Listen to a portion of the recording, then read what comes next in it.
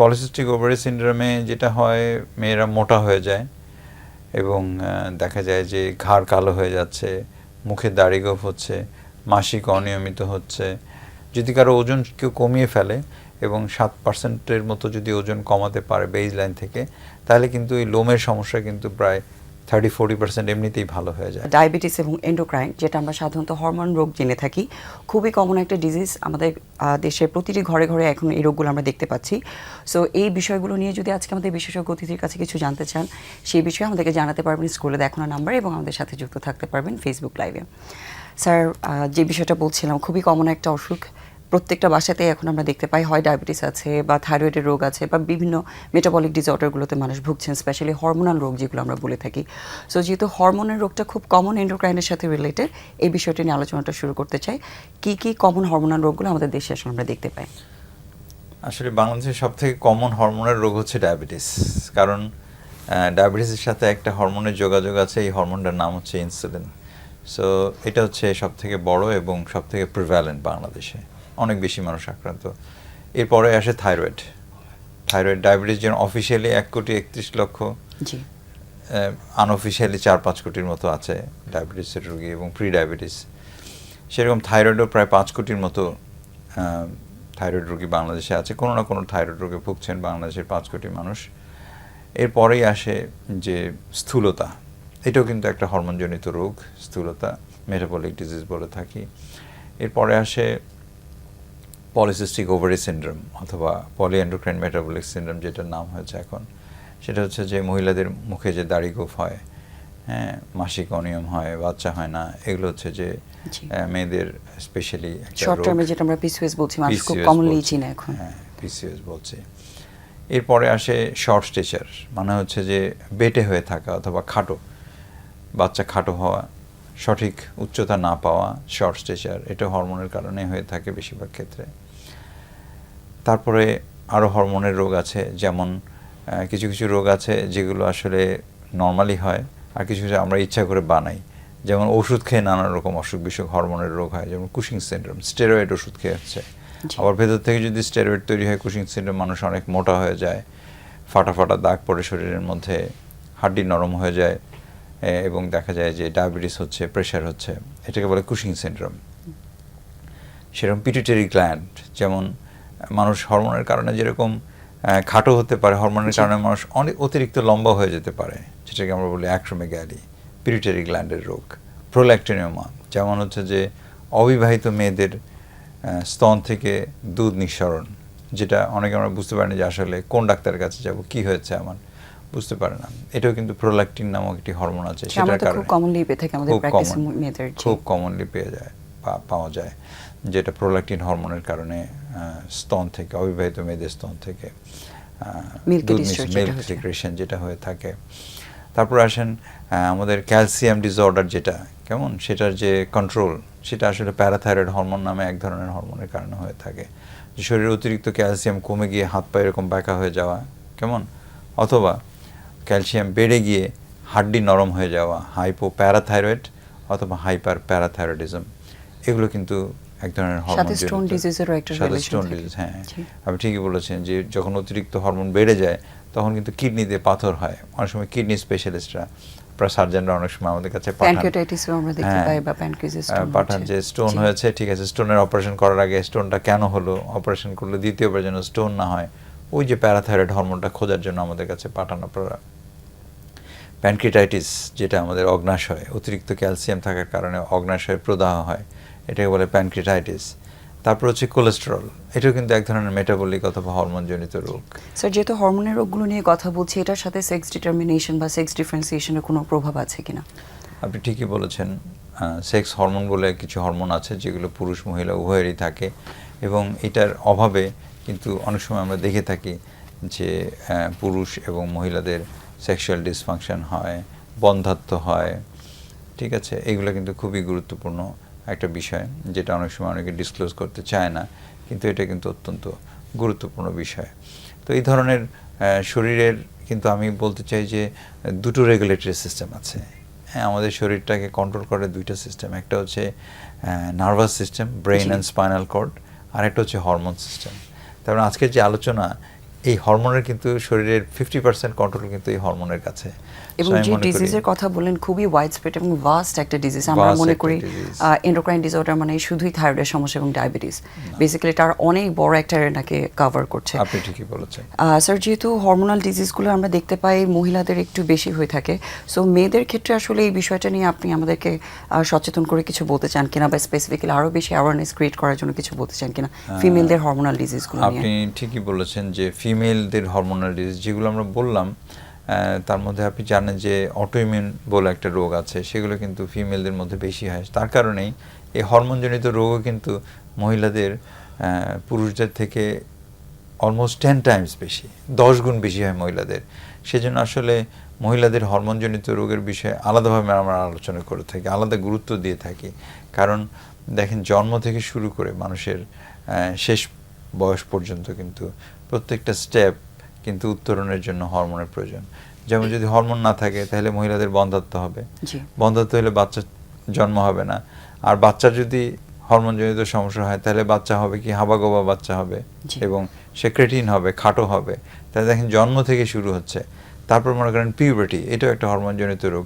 আমি বলতে ভুলে গেছিলাম যে সাবালকত্ব প্রাপ্তি হওয়া, কেমন যে একটা ছেলে অথবা মেয়ে যখন বয়ঃসন্ধি আসে, তাই না, তারপর সে বাচ্চা থেকে বয়ঃসন্ধি হচ্ছে, বয়ঃসন্ধি সে পূর্ণাঙ্গ পুরুষ অথবা মহিলা রূপান্তর হচ্ছে। এই যে রূপান্তর, সেটা কিন্তু খুবই ট্রানজিশন ইম্পর্টেন্ট, সেটা হচ্ছে কিন্তু হরমোনের কারণেই এটা হয়ে থাকে।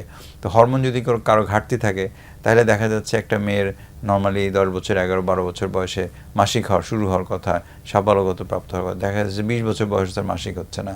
তখন ওরা আমাদের কাছে আসে যে কেন মাসিক হচ্ছে না, অথবা তার স্তন কেন ডেভেলপ হচ্ছে না, কেমন এগুলোর কারণে অনেক সময় দেখা যায় যে হরমোনের ঘাটতির জন্য হয়। পুরুষদেরও তাই, পুরুষ ছেলেদেরও কিন্তু দেখা যায় যে তার জেনিটাল গ্রোথ হচ্ছে না, মুখের দাড়ি গোফ হচ্ছে না, দেরি করে সাবালকত্ব প্রাপ্ত হচ্ছে, ডিলেড পিউবার্টি আমরা বলে থাকি হরমোনের অভাবে।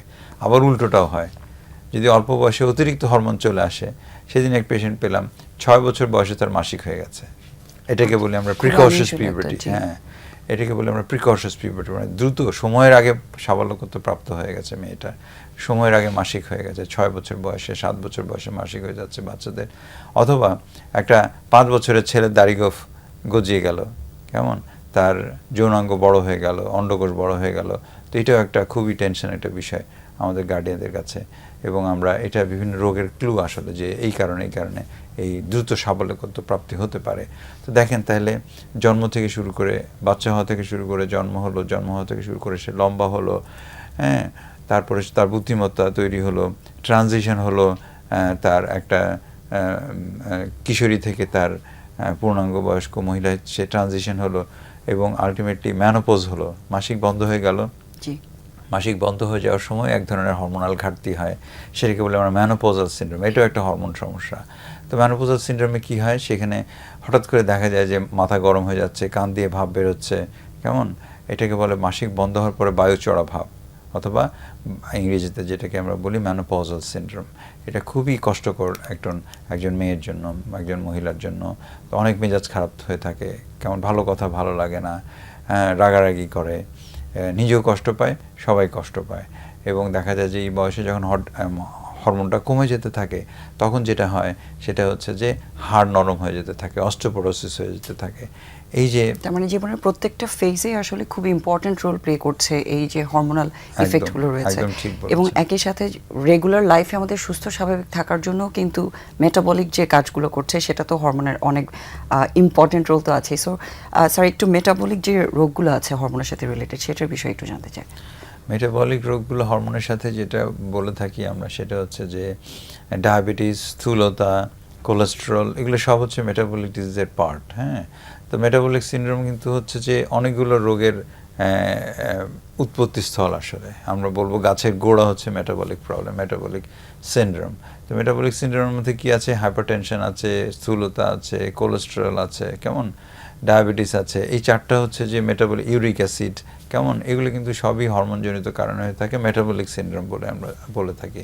তো স্থূলতা কিন্তু এর মধ্যে একটা খুব বড় একটা অংশ, যেটা আমরা বডি ম্যাস ইন্ডেক্স, বিএমআই বলে থাকি। আমরা একটু আলোচনা করছিলাম যে 18.5 ওজন এবং উচ্চতার অনুপাত, মানে কার ওজন কত হওয়া উচিত, কার উচ্চতা অনুযায়ী কিন্তু ঠিক হয়, কেমন? তো আমরা যেটা করি ওজন উচ্চতা গুণ করে মিটার স্কোয়ার দিয়ে ভাগ করি, দেখা যায় যে যদি 18.5 থেকে 23 পর্যন্ত হচ্ছে বাঙালিদের নর্মাল ওয়েট আমরা বলে থাকি, যদি 23-এর বেশি হয়ে যায় কেজি পার মিটার স্কোয়ার তখন আমরা স্থূলতা বলে থাকি। কিন্তু ইউরোপিয়ানদের কিন্তু এটা আবার 25, কেমন? আবার ওবিস বলতে ফ্যাক্টরগুলো এখানে ইফেক্ট হ্যাঁ, করছে। কারণ আমাদের দেশের মানুষ অল্প ওজনে জটিলতা তৈরি হয়ে যায়, তাড়াতাড়ি ডায়াবেটিস হয়ে যায়, তাড়াতাড়ি কোলেস্ট্রল হয়ে যায়, তাড়াতাড়ি কিডনি রোগ হয়ে যায়, তাড়াতাড়ি হার্ট অ্যাটাক হয়ে যায়, তাড়াতাড়ি ব্রেন স্ট্রোক হয়ে যায়। তো এগুলো কিন্তু এটা কিন্তু খুবই গুরুত্বপূর্ণ ওজনটা আমাদের দেশের মানুষের জন্য, কারণ আমরা অল্প মোটাতেই আমরা কিন্তু জটিলতা তৈরি করি। সেজন্য কিন্তু ওয়ার্ল্ড হেলথ অর্গানাইজেশন তারা কিন্তু ডেফিনেশনটাকে চেঞ্জ করে দিয়েছে যে বাংলাদেশের মানুষের ওজন কত হলে তাদেরকে আমরা মোটা বলবো। সেটা কাট অফ ইউরোপিয়ানদের জন্য 25, বাঙালিদের জন্য 23 করে দিয়েছে। ঠিক আছে, যেন আমরা আরো সচেতন হই, আমরা যেন এই যে বাংলাদেশে এত ডায়াবেটিস ট্রেডিশনালি যে একটা ধারণা আছে স্বাস্থ্যবান বিষয়টা, আসলে অনেকেই মনে করেন যে একটু যদি শুকনো হয় তাহলে সেক্ষেত্রে হয়তো তার স্বাস্থ্যটা খারাপ। আসলে এটা কিছু প্যারামিটার আছে মেডিকেলের দিক থেকে, সেগুলো যাতে আমরা একটু জানতে পারি সেই বিষয়টা একটু যদি ইলাবোরেটলি বলতেন যে আসলে সুস্থতা বিষয়টাকে কিভাবে আমরা স্থূলতা থেকে আলাদা করতে পারি এবং ওবিসিটি কিভাবে ক্যাটাগরাইজ করছে এবং সেটার জন্য আমাদের কি সচেতনতা দরকার। না, অনেক ধন্যবাদ। আসলে ওবেসিটি আমরা ক্লাস বলি obesity, class 1, class 2, class 3 obesity. তো নর্মাল ওজন আমরা বলে থাকি যে খুব সিম্পলি যদি আমরা বলি যে 18.5 থেকে 23 কেজি পর্যন্ত, 23 কেজি পার মিটার স্কোয়ার হচ্ছে নর্মাল। 23 থেকে 25 এটাকে আমরা বলে থাকি ওভারওয়েট, আর 25 কেজি পার মিটার স্কোয়ার পার হয়ে গেলে তখন আমরা ওবিস বলি। এটা body mass index, body mass index. এবং সেটা আবার যদি 40 পার হয়ে যায় সেটাকে আমরা বলি যে মরবিড ওবেসিটি, কেমন? ভীষণ মোটা, কেমন? তো এটার সাথে কিন্তু অনেক রোগের যোগাযোগ আছে। যেমন যারা অনেক মোটা হয়ে যায় আমরা তাদের কিন্তু, যারা মোটা তাদের ডায়াবেটিস হওয়ার সম্ভাবনা কিন্তু যারা স্লিম তাদের থেকে কমপক্ষে 10 গুণ বেশি। হাইপারটেনশন হওয়ার সম্ভাবনা বেশি থাকে। স্লিপ অ্যাপনিয়া সিনড্রোম, রাতের বেলা ঘুমের মধ্যে নাক ডাকে এবং দেখা যায় যে নাক ডাকার কারণে হার্ট অ্যাটাক, ব্রেন স্ট্রোক হয়ে যায়, কেমন? অতিরিক্ত নাক ডাকা যাদের, এবং নাক ডাকা যখন এক্সট্রিম পর্যায়ে যায় তখন কিন্তু ঘুমের মধ্যে দম বন্ধ হয়, আবার চালু হয়, দম বন্ধ হয়। অনেকে বুঝতে পারেন, অনেকে ভাবে যে নাক ডাকাটা হচ্ছে একটা বদ অভ্যাস, কিন্তু মোটা থেকে খুব নরমালি নেন বিষয়টাকে, নর্মালি নেন, মনে করেন ডিস্টারবেন্স, কিন্তু তা অন্যকে ডিস্টার্ব করছে। কিন্তু ওনার যে প্রচণ্ড ক্ষতি হচ্ছে নাক ডাকার কারণে সেটা কিন্তু আমরা অনেক সময় এটা বুঝি না। ডাক্তারের সাথে আলোচনা করলে তখন বোঝা যায়, কেমন? আমিও বুঝতাম না, আমি যখন মেডিকেলে পড়তে গেলাম তখন বুঝলাম যে এটা আসলে তো একটা অনেক খারাপ একটা রোগ, কেমন? আমার বাসায় যারা নাক ডাকতো, পরে আমি যখন ডাক্তার হওয়ার পর আমরা অ্যাসেস করে দেখলাম যে আসলে এই নাক ডাকা তো নর্মাল বিষয় না, এটা একটা রোগ। তখন আমরা এই রোগের চিকিৎসা করা শুরু করলাম। তো এবং এটা কিন্তু অত্যন্ত রিওয়ার্ডিং এই ট্রিটমেন্টটা।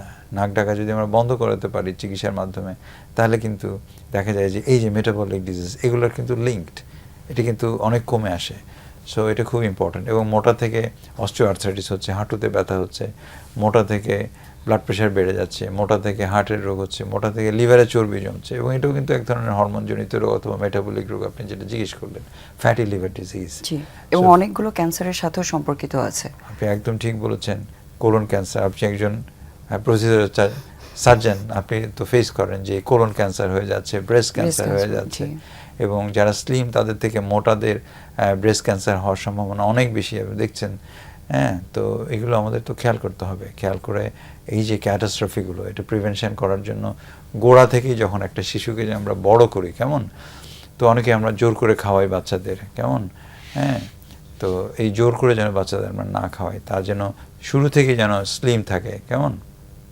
সেটা যদি চায়, শুরুতে বাচ্চারা যদি অনেক মোটা হয়ে যায় তাহলে কিন্তু পরবর্তীতে তাদের কিন্তু আবার স্বাস্থ্য কিন্তু নর্মাল করা অনেক কঠিন ব্যাপার। শরীরে ফ্যাট সেলের পরিমাণ বেড়ে যায়, বাচ্চারা যদি মোটা হয়ে যায় পরে কিন্তু তাদেরকে নর্মাল ওয়েটে আনা খুব কঠিন ব্যাপার হয়ে যায়। তো সেই জন্য আমরা বলবো যে শুরু থেকেই বাচ্চাদেরকে একটা খেলার মাঠে দেন, খেলার মাঠে ভর্তি করে দেন, সুইমিংয়ে দেন, সাইক্লিং করতে দেন, দৌড়াদৌড়ি যে কোনো ফর্মে তাকে এক্সারসাইজ করতে দেন। আমার অনেক পেশেন্ট আছে মোটা, জিজ্ঞেস করলাম একজনকে যে তুমি কতক্ষণ খেলো, তুমি কি খেলো? বলে যে স্যার আমি ক্রিকেট খেলি। আমি বললাম যে তুমি কতক্ষণ ক্রিকেট খেলো? বলে স্যার যতক্ষণ চার্জ থাকে ততক্ষণ ক্রিকেট খেলি। মানে তার খেলাধুলাটা মোবাইলের মধ্যেই।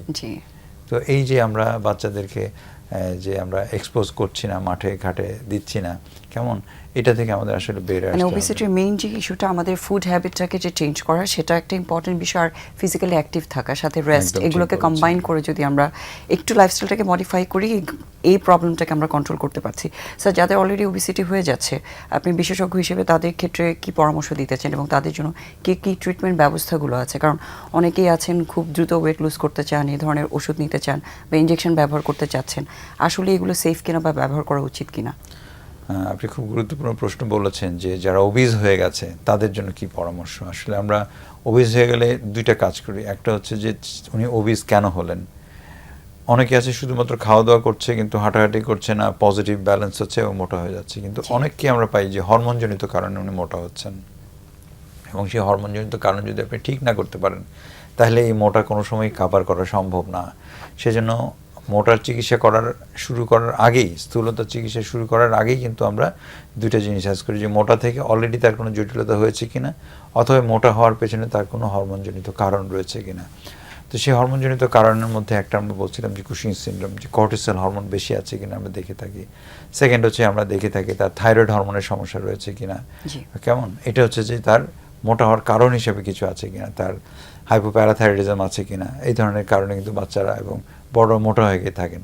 এবং মোটা হয়ে যাওয়ার পরে তার যে জটিলতাগুলো, তার যেমন তার ডায়াবেটিস হয়েছে কিনা, তার প্রেশার অলরেডি হয়েছে কিনা, তার ফ্যাটি লিভার অলরেডি হয়েছে কিনা, তার ঘুমের মধ্যে নাক ডাকার সমস্যা, স্লিপ অ্যাপনিয়া অলরেডি হয়েছে কিনা, কী ধরনের জটিলতা উনি ভুগছেন মোটা হওয়ার কারণে, এগুলো আমরা প্রথমে অ্যাসেস করি। অ্যাসেস করার পরে প্রথম যে স্টেপটা সেটা হচ্ছে লাইফস্টাইল মডিফিকেশন, এবং তার একটা ফুড চার্ট আমরা তৈরি করতে বলি যে আপনি গত 2 দিন কী কী খেয়েছেন, আপনি একটা ডায়েরি তৈরি করে নিয়ে আসেন। তো আমরা দেখে থাকি যে অনেক ক্ষেত্রে খাবারটা আনহেলদি, কেমন এবং এই প্রয়োজন। বিষয়টা একটু জিজ্ঞেস করতে চাচ্ছিলাম, কারণ ডায়েটের যখনই আমরা কাউকে বলি যে খাবারটা একটু কন্ট্রোল করে খেতে বা ফুড হ্যাবিটটা চেঞ্জ করতে, সবাই জিজ্ঞেস করেন আসলে কী ধরনের ডায়েটটা করা উচিত। এবং এখন যেহেতু অনলাইন খুবই অ্যাভেলেবেল, যে কোনো ধরনের ডায়েট যেটা হয়তো একটা ট্রেন্ডিং ডায়েট চলছে সেটাই সবাই ফলো করার ট্রাই করেন। এই বিষয়টাকে আসলে আমাদের দর্শকদের সচেতন করে একটু যদি আমাদের পরামর্শটা দিতেন। অনেক ধন্যবাদ। খুবই গুরুত্বপূর্ণ প্রশ্ন আপনি বলেছেন যে এই যে ট্রেন্ডি ডায়েট চলে আসতেছে না, যে অনলাইন থেকে। তো বিষয়টা যেটা হচ্ছে, মোটা কমানোর জন্য আসলে start low and go slow, কোনো কিছুই খুব তাড়াহুড়া করে করা ঠিক না, ন্যাচারের এগেনস্টে যাওয়া ঠিক না। কেমন, যেভাবে আপনার ধীরে ধীরে ওজন বেড়েছে সেভাবে ধীরে ধীরে ওজন কমান। একদিনই আপনার 10 কেজি কমাইতে হবে, এক সপ্তাহে আপনার 10 কেজি কমাইতে হবে, 1 মাসে 20 কেজি কমাতে হবে, 2 মাসে একদম আপনি 100 কেজি থেকে কমে 50 কেজি চলে আসবেন, এটা ঠিক না। কেমন, আপনি হয়তো আনন্যাচারাল ওয়েতে, একটা অ্যাবনর্মাল ওয়েতে আপনি কমাতে পারবেন, কিন্তু এটা মেনটেন করা মুশকিল। সেকেন্ড হচ্ছে যে নানান রকম জটিলতা আপনার শরীরে দেখা দিবে। কেমন, এবং দ্রুতগতিতে সেই ওজন আপনি ফেরত পাবেন। এটা আমাদের হাইপোথ্যালামাস, আমাদের ব্রেনের মধ্যে একটা জিনিস থাকে, ও রেগুলেট করতে থাকে যে আপনি যদি খুব দ্রুতগতিতে ওজন কমান, হাইপোথ্যালামাস সেন্স করে যে হ্যাঁ আমার শরীর ভেঙে যাচ্ছে, ও আপনাকে আরও বেশি বেশি করে খাওয়ার জন্য অর্ডার দিতে থাকবে, এবং আলটিমেটলি আপনি পরবর্তীতে অনেক ক্রেভিং হবে, বেশি খাবেন এবং আবার সেই ওজন ফেরত পাবেন। যদি আপনি ধীরে ধীরে ওজন কমান তাহলে আপনার ব্রেনের মধ্যে যে রেগুলেটরি সিস্টেম হাইপোথ্যালামাস, ও বুঝতে পারে না, এবং সে যে অতিরিক্ত খাবার জন্য যে অর্ডার দেয় বডিকে যে তুমি বেশি খাও, শরীর ভেঙে যাচ্ছে, এটা সে করবে না যখন আপনি ধীরে ধীরে ধীরে ধীরে ওজন কমান, ব্যালেন্সড ওয়েতে হবে, ব্যালেন্সড ওয়েতে। তো সেই জন্য আমাদের পরামর্শ হচ্ছে ব্যালেন্স ডায়েট খাওয়া। ব্যালেন্স ডায়েটটা কি, সেটা হচ্ছে যে আপনার প্রোটিন, ফ্যাট, ভিটামিন, মিনারেলস, এই যে খাবারের যে কম্বিনেশন, হেলদি কম্বিনেশন, একটা মানুষ বেঁচে থাকার জন্য যে ন্যাচারালি যে ফুডগুলো দরকার আমাদের, সেগুলোর যে অনুপাত, এই অনুপাত যদি ঠিক থাকে আপনি সুস্থ থাকবেন। কিন্তু অনেকেই দেখবেন যে আজকাল ভিডিও দেখে ভাত রুটি খাওয়া বন্ধ করে দিচ্ছে, 8টা-10টা করে ডিম খাচ্ছে, কেমন, সবজি খাচ্ছে, শুধু মাখন খাচ্ছে, কেমন, ঠিক আছে। তো এগুলো খেয়ে অনেকেই দেখা যায় যে অসুস্থ হয়ে যাচ্ছে। কয়েকদিন আগে আমাদের ঢাকা মেডিকেলে একজন পেশেন্ট ভর্তি হচ্ছে, উনি মারা গেছে। হ্যাঁ, উনি সমস্ত ওষুধ টষুধ বন্ধ করে, খাবার দাবার বন্ধ করে, ভাত রুটি বন্ধ করে, এবং উনি দেখা যাচ্ছে যে মানে আমার একটা নির্দিষ্ট ডায়েট ফলো করছিলেন যেটা ওনার জন্য অ্যাপ্রোপ্রিয়েট, ওনার জন্য অ্যাপ্রোপ্রিয়েট না, এবং উনি এটা করে দেখা গেল যে ডায়াবেটিক কিটোসিসে আমাদের হাসপাতালে ভর্তি হচ্ছে, এবং উনি এত সিরিয়াস অবস্থায় ভর্তি হলো যে ওনাকে আমাদের আইসিইউতে শিফট করতে হয়েছে, এবং ওই আইসিইউ থেকে উনি মারা গেছেন। কেমন, তারপরে ওনার যে ফ্যামিলি মেম্বাররা বলেছেন যে হ্যাঁ এরকম উনি তো এরকম একটা অ্যাবনর্মাল ডায়েট করতেছিল, যার কারণে উনি এরকম, হ্যাঁ এটা আনফরচুনেট হয়েছে। সুতরাং কোনো সময় ভিডিও দেখে কোনো সিদ্ধান্ত নেবেন না। ডাক্তার আপনার এই বিষয়ে আরেকটা জিনিস একটু বলতে চাই, এখন অনেকেই যেহেতু হেলথ কনসিয়াস হচ্ছেন, অনেকেই জিমে যাচ্ছেন এবং প্রোটিন পাউডার, ক্রিয়েটিনিন এই ধরনের জিনিসগুলো খাচ্ছেন, এগুলোর আসলে বডির ইফেক্ট কি হতে পারে? শুনুন, বাংলাদেশে প্রোটিনের কিন্তু অভাব নাই, কেমন এখন কিন্তু বাজারে মুরগি পাওয়া যাচ্ছে, মাছ পাওয়া যাচ্ছে, চাষ হচ্ছে, হ্যাঁ, মানে natural source of natural source থেকে কিন্তু আমাদের পাওয়া যাচ্ছে। এই যে প্রোটিন পাউডার খাওয়ার আমি তো কোনো প্রয়োজন দেখি না আসলে। প্রোটিনের বাজারে কি প্রোটিনের অভাব আছে? বাসায় মাংস রান্না হচ্ছে, মাছ রান্না হচ্ছে, তারপর আমরা কেন এই কোটার থেকে প্রোটিন কিনে খাবো? এর মধ্যে নানান রকম অসুবিধা থাকার সম্ভাবনা থাকে। এবং এখানে আমরা যেটা দেখি যে এই ক্রিটিনিন এবং প্রোটিন এগুলো খেয়ে কিন্তু অনেকের কিডনিও খারাপ হয়। যেমন আমাদের কাছে আসে পেশেন্টরা সিভিয়ার ফর্ম অফ ডিসলিপিডেমিয়া দেখা দিচ্ছে, নানান রকম অসুস্থতা দেখা দিচ্ছে, কিডনিতে স্টোন হচ্ছে, কেমন ক্রিটিনিন বেড়ে যাচ্ছে, এই ধরনের নানান রকম প্যানক্রিয়াটাইটিস, নানান রকম অসুবিধা আমরা দেখি। সেজন্য আমরা বলি জিমে যাবেন কি জন্য? জিমে যাবেন তো এক্সারসাইজ করার জন্য। ওইখান থেকে আপনার এই ওষুধের কোটা কেনার দরকার কি? কেমন ওইখান থেকে পাউডার কেনার দরকার কি? ওইখানে যাবেন, আপনি জিমে যাবেন জিম করার জন্য, তাই না? এক্সারসাইজ করার জন্য। ওইখান থেকে কোনো কিছু খাবার অথবা ওইখান থেকে কোনো কিছু নিয়ে আসার তো কোনো প্রয়োজন নাই। আপনি বাসায় যে আপনি একজন কোয়ালিফাইড নিউট্রিশনিস্টের সাথে কথা বলেন, এবং যেটা বললেন ন্যাচারাল সোর্স অফ প্রোটিনস এত কিছু আছে আমাদের আশেপাশে, হ্যাঁ, সেগুলো থেকে প্রোটিন সোর্সগুলো আসলে অ্যাপিল করার ওই টেন্ডেন্সিটা আমাদের ডেভেলপ করতে হবে। অবশ্যই। স্যার, মেডিসিনের ব্যাপারে একটু জিজ্ঞেস করেছিলাম, যারা ওয়েট লুজ করার জন্য ইমিডিয়েটলি ইফেক্ট চাচ্ছেন, মুখে ওষুধ খাচ্ছেন বা ইনজেকশন নিচ্ছেন, এটা সবার জন্য তো নিশ্চয়ই প্রযোজ্য না। সো এই বিষয়টা নিয়ে কি আমাদের যেটা বক্তব্য সেটা হচ্ছে যে আপনি প্রথমে ডায়েট এন্ড এক্সারসাইজ, আপনার ওজন এবং উচ্চতা অনুযায়ী একটা ক্যালকুলেশন আছে যে ওজন উচ্চতা অনুযায়ী তার কতটুকু ডায়েট দরকার। এবং সাপোজ একজনের রিকোয়ারমেন্ট আসছে 1600 কিলো ক্যালোরি 24 ঘন্টায় তার লাগবে, তো আমরা যদি তাকে একটু এক্সারসাইজ করতে বলি, প্রতিদিন উনি যদি 300 ক্যালোরি এক্সারসাইজ করে খরচ করেন, কেমন, আর তার 1600 ক্যালোরি দরকার তার হাইট ওয়েট অনুযায়ী, তাকে 1600 ক্যালোরি না দিয়ে আমরা 1000 ক্যালোরি দিলাম সাপোজ, কিন্তু অনুপাত ঠিক থাকবে, ভাত, রুটি, মাছ, মাংস, ডাল, ডিম, দুধ সবকিছুর অনুপাতিক হারে কিন্তু উনি খাবেন, কিন্তু ভলিউমটা কমে যাবে, ভলিউমটা কমে যাবে। কেমন ভলিউম কমে গেলে তার ক্যালোরিটা কমবে।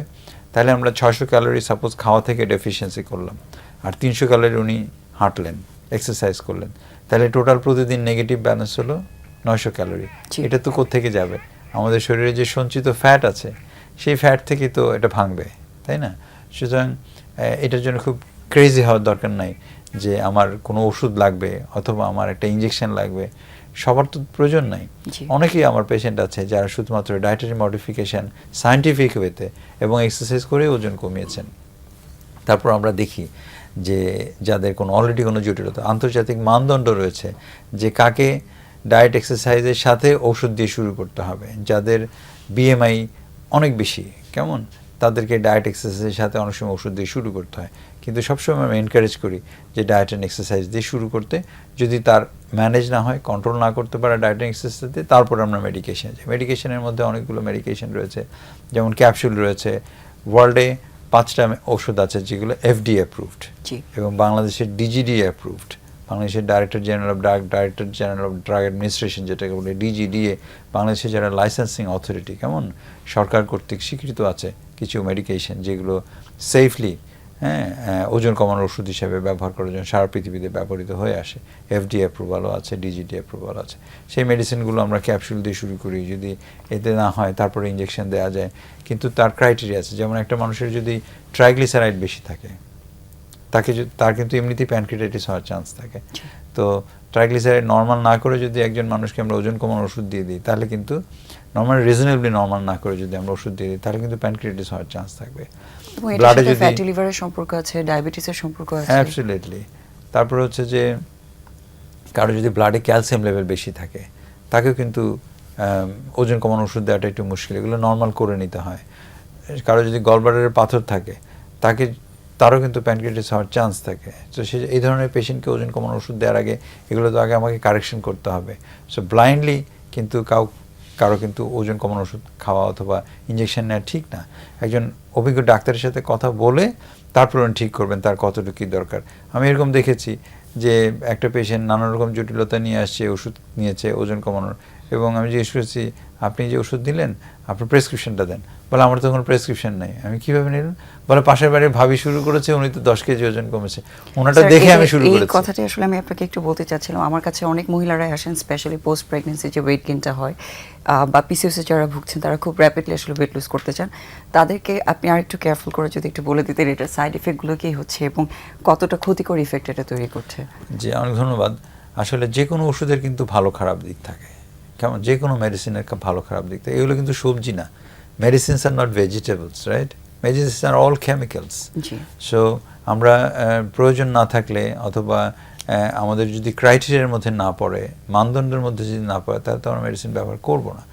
এবং যেটা হচ্ছে যে সেলফ মেডিকেশন, কেমন যে নিজে নিজে ওষুধ কিনে, বাংলাদেশে তো অবশ্য সব ওষুধ নিজে কিনতে পাওয়া যায়, যদিও আমরা সবসময় সচেতন করছি যে প্রেসক্রিপশন ছাড়া কোনো মেডিসিন, যেমন অ্যান্টিবায়োটিকে কিন্তু যথেষ্ট সচেতনতা তৈরি হয়েছে, সেরকম অন্যান্য ওষুধের ক্ষেত্রেও কিন্তু সচেতনতা দরকার।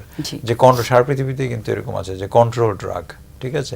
আপনি একটা প্যারাসিটামল আপনি সারা পৃথিবীতে কিনতে পারবেন, একটা অ্যান্টিহিস্টামিন আপনি কিনতে পারবেন, কিন্তু আপনি কিন্তু ওজন কমানোর ওষুধ কিন্তু স্পেশালি যেগুলো ইনজেকশন, সেগুলো কিন্তু প্রেসক্রিপশন ছাড়া কিনতে পারবেন না। কিন্তু এটা আমরা আস্তে আস্তে আমাদের রেগুলেটরি অথরিটি, যেগুলো আমাদের ড্রাগ যে অথরিটি ডিজিডিএ, তারা কিন্তু চেষ্টা করছেন যে মানুষকে সচেতন করার জন্য, আইনগুলো তৈরি করার জন্য চেষ্টা করছেন যে প্রেসক্রিপশনের বাইরে মেডিকেশন না নেওয়ার জন্য। মডেল ফার্মেসিস্ট সারা বাংলাদেশে তৈরি হচ্ছে। সো আমাদের দেশে এগিয়ে যাচ্ছে। তো আমরা মনে করি যে আশা করি সামনে যে দিনগুলো আসছে সেখানে মানুষ আরও সচেতন হবে এবং এই যে রেগুলেশন এটা আরও স্ট্রিক্ট হবে এবং প্রেসক্রিপশনের বাইরে মেডিকেশন নেওয়াটা বন্ধ হবে। সো আমি যেটা সচেতন করতে চাই যে প্রেসক্রিপশন ছাড়া, ডাক্তারের সাথে কথা বলা ছাড়া কখনো কোনো ওজন কমানোর ওষুধ আপনারা নেবেন না। মানে সেলফ মেডিকেশন করাটা একদমই অ্যাপ্রোপ্রিয়েট না। একদমই অ্যাপ্রোপ্রিয়েট। অনেকেই মনে করেন যে এটা হয়তো বাজারে পাওয়া যাচ্ছে, যেহেতু খেতে পারবেন, বাট হ্যাঁ, আমাদের পাশের বাড়ির ভাবি নিয়ে শুকিয়েছে, আমি নিলাম, সেটা করা যাবে না। দর্শক, আপনার নাম এবং বয়স বলে প্রশ্নটা জানান। হ্যালো, জি। আসসালামু আলাইকুম। ওয়ালাইকুম আসসালাম। স্যার, আমার নাম জাহিদুল ইসলাম, আমি বগুড়া থেকে ফোন করছি। আমার ডায়াবেটিস আপনার খাওয়ার আগে থাকে 6 এবং খাওয়ার পরে থাকে আপনার 8-9। আমি কোনো এক্সারসাইজ করি এবং আমি ওষুধ কোনো খাই না। এতে কি আমার কি ওষুধ খাওয়া লাগে? আমার ওজন 5 ফুট 4 ইঞ্চি এবং বয়স আমার 55। জি ডক্টর, আপনাকে শুনতে পেয়েছেন, আপনি আমাদের সাথে থাকুন। আপনার কোনো প্রশ্ন আছে ওনার কাছে? না, ঠিক আছে, অনেক ধন্যবাদ। দর্শক, আপনাকে প্রথমে আমি অভিনন্দন জানাতে চাই যে আপনি আপনার ডায়াবেটিস নিয়ন্ত্রণে রেখেছেন এবং শুধুমাত্র ডায়েট অ্যান্ড এক্সারসাইজের মাধ্যমেই আপনি নিয়ন্ত্রণে রেখেছেন এবং খালি পেটে 6 আর ভরা পেটে 8.5 রয়েছে। তো এটা একদম টার্গেটের মধ্যে রয়েছে। খালি পেটে আমাদের ডায়াবেটিস থাকতে হয় 4.4 থেকে 7.2, আর খাওয়ার পরে ডায়াবেটিস 10-এর মধ্যে যদি থাকে তাহলে আমরা এটাকে বলি কন্ট্রোলড। তো আপনার যেহেতু ওষুধ ছাড়াই কন্ট্রোল আছে, সুতরাং আপনাকে আমি এনকারেজ করব, আপনি যে চেষ্টা করছেন হাঁটাহাঁটি এবং খাওয়া দাওয়ার মাধ্যমে ডায়াবেটিস নিয়ন্ত্রণ করার জন্য, আপনি সেটাতেই থাকেন। তারপরও যেটা হচ্ছে, ডায়াবেটিস একটা প্রোগ্রেসিভ ডিজিজ। হয়তো আপনার এখন বয়স 50, হতে পারে যে 60 বছর বয়সে গিয়ে আপনি আর হাঁটাহাঁটি করে এটা নিয়ন্ত্রণে রাখতে পারছেন না, তখন আপনি মেডিকেশনে যাবেন। কখন যাবেন? যখন খালি পেটে ডায়াবেটিস 7 পার হয়ে যাচ্ছে, ভরা পেটে ডায়াবেটিস 10 পার হয়ে যাচ্ছে এবং 3 মাসের গড় ডায়াবেটিস। একটা HbA1c আপনি পরীক্ষা করে নেবেন, এটাকে বলা হয় গড়ের ডায়াবেটিস। গড়ের ডায়াবেটিস যদি 7% ধরে রাখা না যায় হাঁটাহাঁটি এবং খাদ্য নিয়ন্ত্রণের মাধ্যমে, তবেই আপনাকে হয়তো ওষুধে যাওয়া লাগবে। আপনাকে আমি ধন্যবাদ জানাই এবং আপনি হচ্ছেন অন্য রোগীর জন্য উদাহরণ যে কীভাবে ঔষধ ছাড়া হাঁটাহাঁটি করে এবং শুধুমাত্র স্বাস্থ্যকর খাবার খেয়ে ডায়াবেটিস নিয়ন্ত্রণ করা সম্ভব। আপনি এই চেষ্টা জারি রাখেন, আপনি এই চেষ্টা চালু রাখেন। আপনাকে আবারও ধন্যবাদ জানাচ্ছি। জি, অনেক ধন্যবাদ দর্শক আপনার প্রশ্নের জন্য। স্যার, আপনার কাছে এখন যে বিষয়টা জানতে চাই সেটা হচ্ছে নারীদের হরমোনাল ডিজিজগুলো নিয়ে যেহেতু আমরা আলোচনা করছি, হরমোন, মেটাবলিক ডিজিজ সব কিছু মিলিয়ে খুব কমন একটা প্রবলেম এখন আমরা যেটা দেখতে পাই সেটা হচ্ছে পিসিওএস। এই বিষয়টা আপনি অলরেডি আসলে মেনশন করেছেন রোগের মধ্যে। সো যেহেতু কমন একটা ডিজিজ, এই বিষয়টা সম্পর্কে একটু আপনার কাছ থেকে জানতে চাই। হ্যাঁ, অনেক ধন্যবাদ। খুবই কমন একটা রোগ। আসলে বাংলাদেশের মেয়েরা যারা আমাদের কাছে আসে, মুখে অবাঞ্ছিত লোম নিয়ে যারা আসে আমাদের কাছে, তাদের আসলে শতকরা 80% এই পলিসিস্টিক ওভারি সিনড্রোম অথবা PMOS, যেটা এখনকার নাম হচ্ছে PCOS এর নাম চেঞ্জ হয়ে PMOS হয়েছে, তো সেটাতে ভুগছে। তো এই পলিসিস্টিক ওভারি সিনড্রোমে যেটা হয়, মেয়েরা মোটা হয়ে যায় এবং দেখা যায় যে ঘাড় কালো হয়ে যাচ্ছে, মুখে দাড়ি গোঁফ হচ্ছে, মাসিক অনিয়মিত হচ্ছে এবং বিয়ে শাদী হলে তারপরে বন্ধ্যাত্ব দেখা দিচ্ছে, কেমন? এগুলো হচ্ছে যে কমন কনসিকুয়েন্সেস। এবং এটা হচ্ছে যে দুই রকমের কনসিকুয়েন্স আছে, একটা হচ্ছে শর্ট টার্ম কনসিকুয়েন্স, একটা হচ্ছে long term consequence. Short term consequence যেটা বললাম যে দেখতে খারাপ লাগছে, অনেক মেয়েরাই আছে যে কলেজে যাচ্ছে না, ইউনিভার্সিটিতে যাচ্ছে না, বুলিংয়ের শিকার হচ্ছে, মন খারাপ হচ্ছে এবং এটা থেকে নানা রকম বড় ধরনের পদক্ষেপ অনেক সময় মেয়েরা নিয়ে নেয় অতিরিক্ত মন খারাপ হওয়া থেকে, ডিপ্রেশন থেকে। আর এটা হচ্ছে শর্ট টার্ম কমপ্লিকেশনস এবং এর আরও আসে শর্ট টার্ম কমপ্লিকেশনের মধ্যে, যেমন দেখা যায় ডায়াবেটিস ডেভেলপ করছে, হাইপারটেনশন, কোলেস্টেরল এগুলো ডেভেলপ করছে শর্ট টার্ম। আর লং টার্ম কমপ্লিকেশনের মধ্যে দেখা যায় যাদের পলিসিস্টিক ওভারি সিনড্রোম থাকে তাদের কিন্তু লিভার ক্যান্সার, ওভারিতে ক্যান্সার, জরায়ুতে ক্যান্সার, ব্রেস্ট ক্যান্সার এগুলো হওয়ার চান্স কিন্তু অনেক বেশি থাকে, মানে একদম শেষের দিকে গিয়ে। তো সেই জন্য আমরা বলবো যে কারো যদি ফ্যামিলিতে পলিসিস্টিক ওভারি সিনড্রোম থাকে তাহলে কিন্তু পরের জেনারেশনগুলোতেও কিন্তু পলিসিস্টিক ওভারি সিনড্রোম হওয়ার সম্ভাবনা থাকে। সেই জন্য যাদের ফ্যামিলিতে পলিসিস্টিক ওভারি সিনড্রোমের ট্রেন্ড আছে, যাদের মা, খালা, ফুপু, বোন এদের মুখে একটু একটু লোম আছে, তাদের সন্তানদের যেন এই ধরনের রোগ ডেভেলপ না করে, এটা দুটো হিট আছে, একটা হচ্ছে জেনেটিক হিট আর একটা হচ্ছে এনভায়রনমেন্টাল হিট। মানে জেনেটিক্সের কারণে তার শরীরের মধ্যে এইটার জিন আছে এবং সে যখন এনভায়রনমেন্টাল মানে হচ্ছে সে যখন মোটা হয়ে যাবে তখন এই second hit, two hit theory বলি আমরা এটাকে, সেই সেকেন্ড হিটটা আসে বাচ্চাদের এবং তারা দেখা যায় এই দুটো যে ফ্যাক্টর এটার কারণে কিন্তু এই পলিসিস্টিক ওভারি সিনড্রোম ডেভেলপ করে যায়। কিন্তু কারো বংশে হলেই যে তার ম্যানিফেস্ট করবে, তার যে দেখা দিবে সেরকম কিন্তু না। যদি সে মোটা না হয়ে যায় তাহলে কিন্তু তার হওয়ার সম্ভাবনা কম থাকবে। সেজন্য যাদের ফ্যামিলিতে আছে তারা বাচ্চারা যেন মোটা না হয়ে যায় সেটা শুরু থেকে তাদেরকে চেষ্টা করতে হবে। এবং যেটা হচ্ছে যে এই যে দাড়ি গোঁফ হয়ে যাচ্ছে কেমন, এটার কিন্তু যেহেতু প্রিভেনশন করা সম্ভব সেজন্য ওজন নিয়ন্ত্রণে রাখতে হবে। সেকেন্ড হচ্ছে যদি হয়ে যায় তাহলে কিন্তু চিকিৎসার মধ্যে 1 নম্বর চিকিৎসা হচ্ছে ওয়েট রিডাকশন। যদি কারো ওজন কেউ কমিয়ে ফেলে এবং 7% মতো যদি ওজন কমাতে পারে বেজ লাইন থেকে, তাহলে কিন্তু এই লোমের সমস্যা কিন্তু প্রায় 30-40% এমনিতেই ভালো হয়ে যায়, কেমন? আর বাকিটা যেটা আছে সেটা হচ্ছে যে নানা রকম ওয়েনমেন্ট পাওয়া যায় যেটা লোমটা বড় হওয়া থেকে রেহাই দিবে।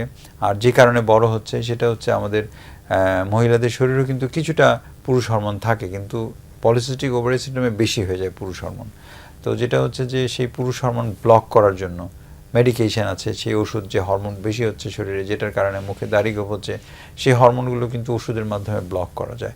সেই ওষুধগুলো দিলে কিন্তু এই মাসিকটা আবার রেগুলার হয়, লোমগুলো কিন্তু কমে আসে, কিন্তু ধীরে ধীরে ধীরে ধীরে এটা কাজ করতেই আসলে 6 মাস সময় লাগে, কেমন?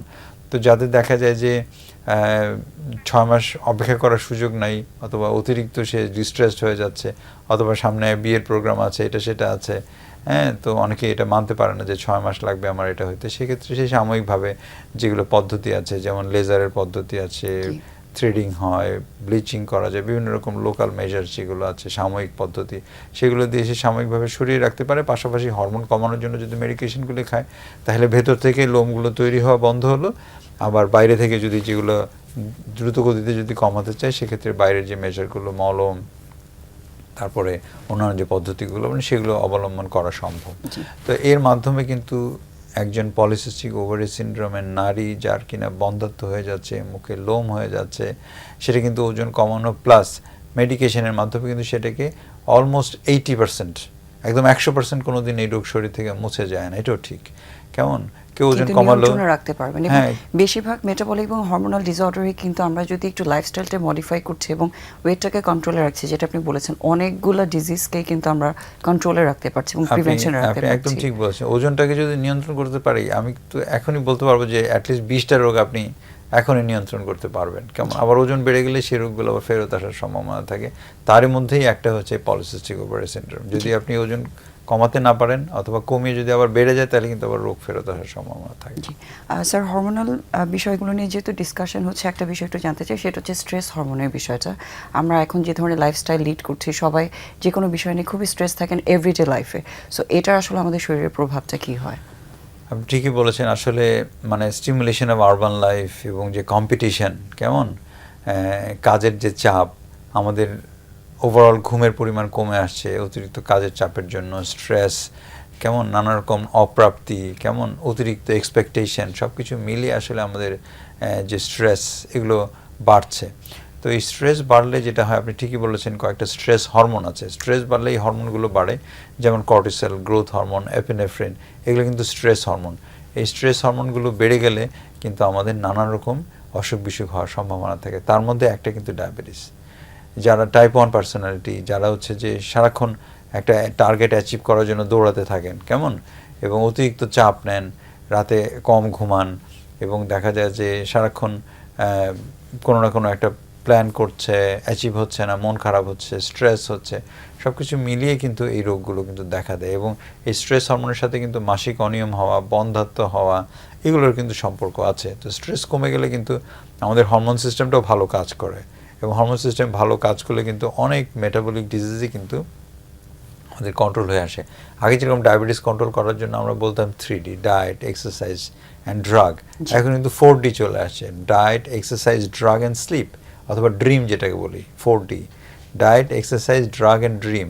মানে সঠিক মাত্রায় ঘুমাতে হবে। যদি কেউ সঠিক মাত্রায় না ঘুমায় তাহলে আমাদের বডি রিকভার করার জন্য আমাদেরকে ওই সিস্টেমটাকে রিসেট করতে দিতে হবে। সিস্টেমটাকে রিসেট করতে হয়। এবং ছোটবেলা থেকে আমরা শুনেছি না, অপচিতি এবং উপচিতি, শরীর গঠন এবং শরীর ভাঙন যেটাকে বলে থাকি আমরা, সেই শরীর গঠনটা কিন্তু হয় যখন আমরা ঘুমাই। আমাদের সমস্ত কিছু রিসাইকেলড হয়, সমস্ত কিছু আমাদের স্ট্রাকচারটা তৈরি হয়, এবং আমাদের শরীরে যখন রেস্ট পায় তখনই কিন্তু আমাদের রিজেনারেশনটা হয়। সো আমরা সেই রিজেনারেশনের সময় যদি না দিয়ে সারাক্ষণ কাজ করতে থাকি, একদিক দিয়ে হয়তো প্রফিট হলো, কিন্তু আরেক দিক দিয়ে লস হয়ে যাবে। সুতরাং আমরা বলবো যে কমপক্ষে একজন অ্যাডাল্ট যেন 6 ঘন্টা ঘুমান। এটা যদি কেউ করেন তাহলে কিন্তু আমরা বলবো যে তার স্ট্রেস হরমোন কমবে। এবং নানা রকম এক্সারসাইজ আছে স্ট্রেস কমানোর জন্য, ব্রিদিং এক্সারসাইজ আছে, মেডিটেশন আছে, নামাজ আছে, এগুলো কিন্তু বইতেও চলে আসছে। নামাজ পড়লে কিন্তু স্ট্রেস কমে, স্ট্রেস কমলে স্ট্রেস হরমোন কমবে, স্ট্রেস হরমোন কমলে রোগ কমবে। সেরকম মেডিটেশন, যোগ ব্যায়াম, যোগা, হ্যাঁ ঠিক আছে, বায়োফিডব্যাক, ব্রিদিং এক্সারসাইজ, এগুলো কিন্তু খুবই গুরুত্বপূর্ণ পার্ট। আমি বলবো যে নন মেডিকেল, মানে ঔষধ ছাড়া কিভাবে নন মেডিসিনাল ওয়েতে কিভাবে ভালো থাকতে পারে। স্যার, আরেকটা হচ্ছে, যেহেতু আমরা বারবার এক্সারসাইজের বিষয়টাকে এনকারেজ করছি, আমাদের তো এখন আর খোলা মাঠ নিয়ে যে মানুষ হাঁটতে যাচ্ছেন বা ওই ফ্যাসিলিটিসগুলো বাচ্চাদের জন্য থাকে না, যে খেলাধুলা করছে, ফিজিক্যালি অ্যাক্টিভ থাকার বিষয়টা। সো এটা আসলে কী কী অল্টারনেটিভসগুলো আমরা একটু বাসায় বসে কীভাবে প্র্যাকটিস করতে পারি? অনেকে আছেন যারা হয়তো হাঁটুতে ব্যথা, তারাও হাঁটতে যেতে চান না, যারা বিভিন্ন রোগে ভুগছেন। একটু যদি ওনাদের জন্য সহজ করে কয়েকটা পদ্ধতি বলে দিতেন কীভাবে ফিজিক্যালি অ্যাক্টিভ থাকতে পারেন। আসলে এটা ডিপেন্ড করে যে কার কেমন সুযোগ সুবিধা রয়েছে, কেমন, যে অ্যাটলিস্ট কতটুকু ফিজিক্যাল অ্যাক্টিভিটি নেসেসারি আমাদের। রাইট, নেসেসারির মধ্যে আমরা বলবো যাদের ডায়াবেটিস এবং মেটাবলিক ডিজিজ আছে তাদেরকে আমরা বলবো অ্যাটলিস্ট 30 মিনিটস করে সপ্তাহে 5 দিন, মানে 150 মিনিট যদি উনি সপ্তাহে যদি অ্যাক্টিভ থাকতে পারে তাহলে কিন্তু তার এই ধরনের রোগ থেকে কিন্তু বের হয়ে আসা এবং ম্যানেজ করা ইজি হয়। কেমন, 150 মিনিট সপ্তাহে। কারো যদি সময় না থাকে একদম, উনি যদি ডেইলি 50 মিনিট করে করেন, সপ্তাহে 3 দিন করলেও কিন্তু 150 মিনিট হয়ে যাচ্ছে। আচ্ছা, স্ট্যান্ডার্ড হচ্ছে উইকলি করা। উইকলি, হ্যাঁ, উইকলি 150 মিনিটের একটা স্ট্যান্ডার্ড ক্রাইটেরিয়া। তো যারা বাইরে যাওয়ার সুযোগ থাকছে না, তাদের বাসায় ট্রেডমিল চালানোর সুযোগ থাকে, যদি ম্যানেজ করা যায়। আমি জানি না, অনেকে পারবেন, অনেকে পারবেন না হয়তো। বাসায় স্ট্যাটিক সাইকেল চালানো যায়, কেমন, যাদের হাঁটুতে ব্যথা আছে অথবা আছে তারা কিন্তু স্ট্যাটিক সাইকেলটা একটু চালাতে পারে। যাদের কোমরে ব্যথা আছে তাদের জন্য অনেক সময় বসে বসে সাইকেল চালানোটা ইজি হয়। কিন্তু একটা বেটার অল্টারনেটিভস হতে পারে যাদের ব্যথা আছে। আপনি সুন্দর কথা বলেছেন, সেটা হচ্ছে সুইমিং। যাদের কোমরে ব্যথা আছে, হাঁটুতে ব্যথা আছে, গোড়ালিতে ব্যথা আছে, তাদের কিন্তু সুইমিং করলে কিন্তু তাদের এই ব্যথা বেদনার সমস্যাটা থাকলো না, অনেককে আমরা এনকারেজ করি, সেটা করতে পারেন। কেমন, যারা একটু ইয়াং আছে তারা যদি জায়গা না থাকে, দড়ির লাফ যদি জায়গা দাঁড়ায় কেউ করে তাহলে কিন্তু এটা কিন্তু সম্ভব। কেমন, সো এই ধরনের মেজার। কারো যদি পায়ে ব্যথা থাকে, রোয়িং এক্সারসাইজ আছে, কেমন, হাত দিয়ে কিন্তু ব্যায়াম করা যায়, স্ট্রেচিং এক্সারসাইজ, স্ট্রেচ করা যায়, এই ধরনের বিভিন্ন রকম পদ্ধতি আছে। আপনার যদি বাইরে জায়গা না থাকে, আপনি একটু ছাদে ওঠেন, ছাদে উঠে একটু জোরে জোরে হাঁটেন। ফ্ল্যাটের মধ্যে এই মাথা থেকে ওই মাথায় যদি একটা প্যাসেজ থাকে, ইভেন সিঁড়ি দিয়ে ওঠা নামাও একটা গুড ওয়ে অফ এক্সারসাইজ হতে পারে। যদি কারো হাঁটুতে ব্যথা না থাকে, ইয়াং পেশেন্ট, তারা সিঁড়ি দিয়ে ওঠা নামা করতে পারেন, কোনো অসুবিধা নেই, কিন্তু অতিরিক্ত করা যাবে না। কেমন, তো সেজন্য আমরা বলবো যে যার জন্য যে এক্সারসাইজ অ্যাপ্রোপ্রিয়েট, কেমন, সেটা উনি করবেন। যার কোমরে ব্যথা আছে তাকে আমরা বারবার ওঠানামা করা অথবা ইয়ে করা, এগুলো ডিসকারেজ মানে করব। এক্সকিউজ দিয়ে যাতে আমরা এই জিনিসটাকে অ্যাভয়েড না করি। জি, অনেক ধন্যবাদ স্যার। আজকে খুবই ইম্পর্টেন্ট বিষয় নিয়ে আসলে আমরা আলোচনা করেছি এবং এভরিডে লাইফে এই প্রবলেমগুলো আমরা সবাই ফেস করছি এবং জানি কি করতে হবে, হয়তো সেটা প্র্যাকটিস করছি না। সো হোপফুলি আপনার কাছ থেকে শুনে মোটিভেটেড হয়ে হয়তো মানুষজন আরও ইন্সপায়ার্ড হবে এবং প্র্যাকটিস করে ট্রাই করবে।